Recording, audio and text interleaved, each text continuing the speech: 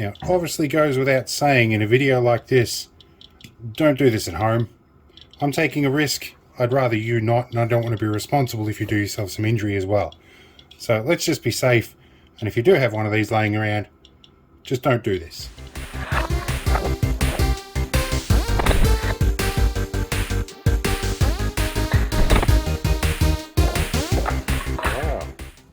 Welcome to the new, improved and slightly cleaner shed. A little while ago there was a whole row of stuff up here and I couldn't get in here. I've been busy. My license has been temporarily suspended while they assess my medical condition. So in the meantime I've been doing other stuff. Including other stuff, I pulled out this old Xray machine that I got donated some time ago. And one of the legs needed a bit of remanufacture. Another leg is totally missing, so it's got a piece of dowel in there for now. This thing's about 30 kilograms of lead shielding in there. This is basically an Xray, a portable animal Xray machine. And pretty sure the aperture has got the glass bit here's got a bit of damage to it. I may need to remanufacture one of those at some point. In fact, that's acrylic. I can probably laser cut one of those, no worries. Now, in amongst that, on the shelf over here, I have some Xray film and a couple of the lead plates and stuff, or the cassettes to go with it. But primarily what I want to test today is I did a battery conversion on this Radiacmeter about a year or so ago when I picked it up, and it starts at a really high range, something like 1 rad per hour. So that needle moves, it's in danger territory. Alright, so the plan with this is when I'm done with it is to donate it to the local animal aid that can definitely use it. No idea if this is safe yet or not. This looks like an isolation transformer, which is certainly not a safe thing. I will have to get a test and tag machine in here and look at these. This is obviously our trigger button. It's all good. So that would be trigger button. This is fuse. I've read some of the manual here, and I think I know what I'm doing with it. Think being a bit of a key word there. Now I'm pretty sure this is an Xray tube and not a fixed source. I've been over with the really sensitive Radiacode 101. That I believe goes in that side of the transformer.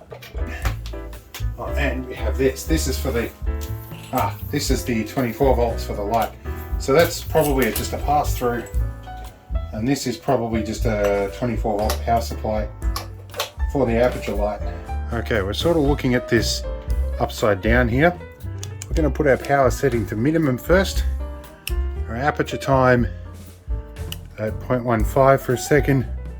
The level is off, and that is going to be down to minimum. I've got to read the manual. So I think what we do is we hook it up, have everything at minimum, and we adjust the line voltage until it gets to this center bit first. So I've got to calibrate it for line voltage. So we leave line voltage off, milliamps to minimum. We'll do that to the really shortest one. We'll see how we go. And that's our max adjust. I'll read the manual about the max adjust.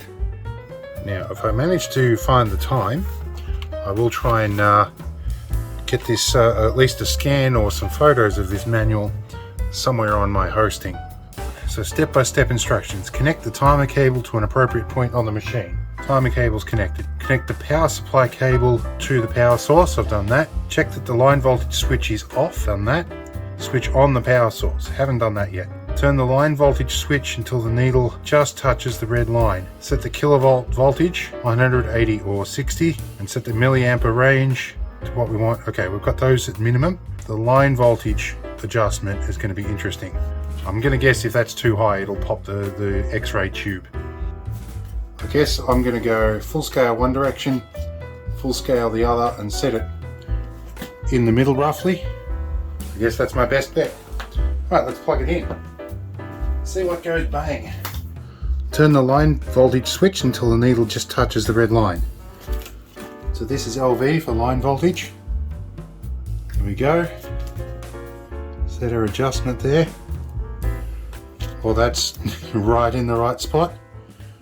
Okay, we're going to assemble our counters I've got a few counters going around, and I've got one built into my desk as well. Radiacode 101. This one can fire up. This one's going to take a bit to boot up.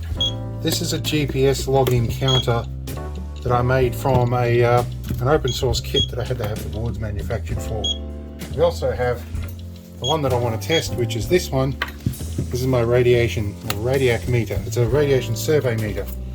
This one starts at about 1 rad. I've modified the light in here to work with a green LED.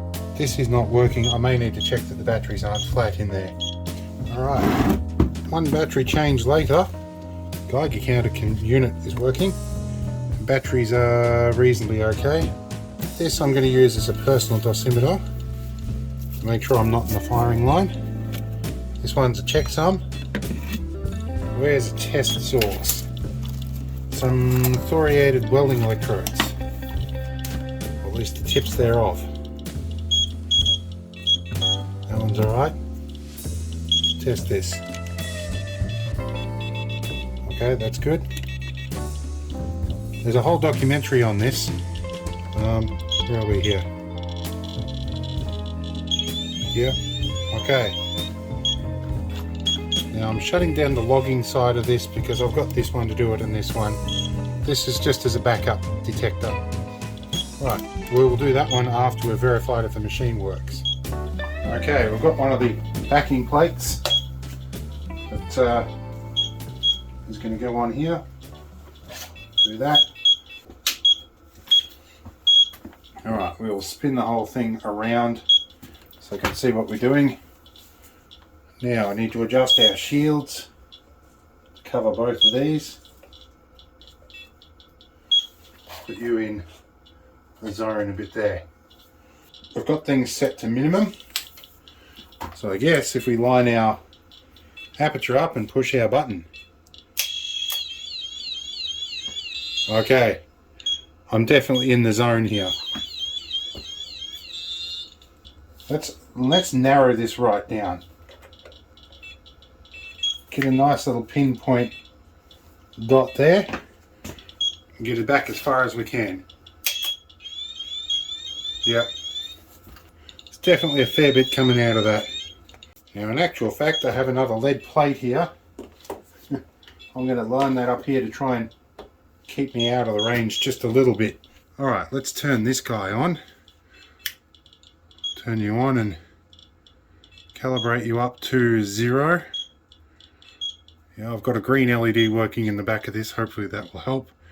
Let's do battery check. Battery check's about right. Alright, I'll stick this one underneath and try and get the camera in a good spot. Set it on minimum setting and see what we get. Okay, here goes.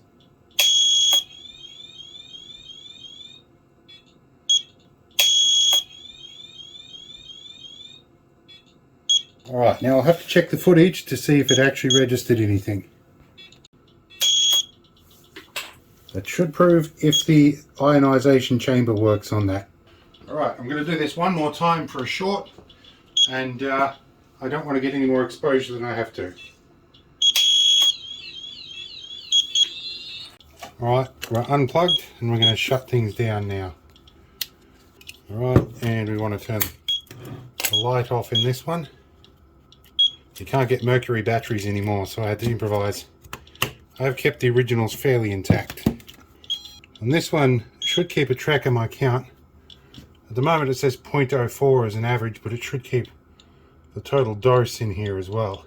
I can plug this into the computer when I go inside and see my total dose. So I might actually do that. I'll find out what the total exposure is from inside. Now, it obviously goes without saying in a video like this, don't do this at home. I'm taking a risk. I'd rather you not, and I don't want to be responsible if you do yourself some injury as well. So let's just be safe, and if you do have one of these laying around, just don't do this. Alright, let's take this off and plug it into the computer. See what sort of dose I got. Well, the accumulation's interesting. We've got this big spike over here. Normally we get lead X-ray as the background, but new software sort of changed things out a little bit. The bands are a bit finer now. But yeah, big spike, which is our normal background radiation here. And then we have this spike here, which is unusual. What does that amount to? That's 511 keV. Anyway, let's calculate my dose first. Alright, looking at the logs here, there's a couple of different dose rate alarms going off here. So we might tally all of these up and see what I went through. Alright, so I had ChatGPT help me out with some calculations here. That's not necessarily always the best or most authoritative place to get this, but it does help me with the maths a little bit. So based on what we got from the Radiacode, we were looking at about 496 keV as a funny spike there that I don't normally see. A spreadsheet generated from, which gave me my total dose duration of each of those events, and that tallied up to 13.85 microsieverts total exposure, and the total time over the whole thing was about 7 seconds, and I kept as far away as I possibly could with that little lead sheet. So still lots of X-rays bouncing around. However, an average chest X-ray is between 100 to 500 microsieverts. So about 1/5 of a chest X-ray sitting where I am.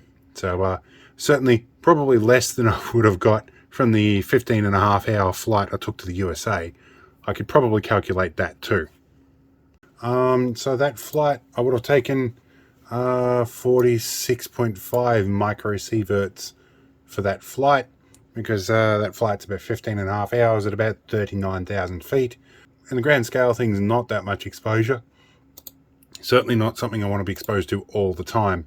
In either case, I think I'm still in a relatively safe level of radiation. But yeah, I'm not going to push my limits. That's as much as I'm playing with this machine. The whole experiment here was simply to see if that Radiacmeter would move at all, to see if the battery conversion I'd done would actually work, and that the ionization chamber was functional. Bonus thing is I've proven that this X-ray machine also functions. Now I'm going to get an expert in. I happen to know a retired X-ray technician. I know him quite well. I've been fixing his computers and TVs and laptops and stuff for years. So I finally said, look, hey, maybe you could help me out a bit. So we're going to trade favors, and he's going to have a look at this machine.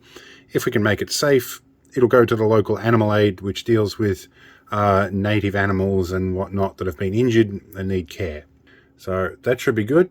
I'm going to pretty well leave this video here, but if you like it, give us a thumbs up. It does sort of help the mega tiny little 1 cent I might earn from your view on this video. So thank you very much. Unless you're decide to become a channel member, I think I've still got a channel member. I get about $1 a month from that. That's way more than watching all my videos combined as one user. If you give me that $1 a month, it makes a huge difference. Anyway, I'll see you later.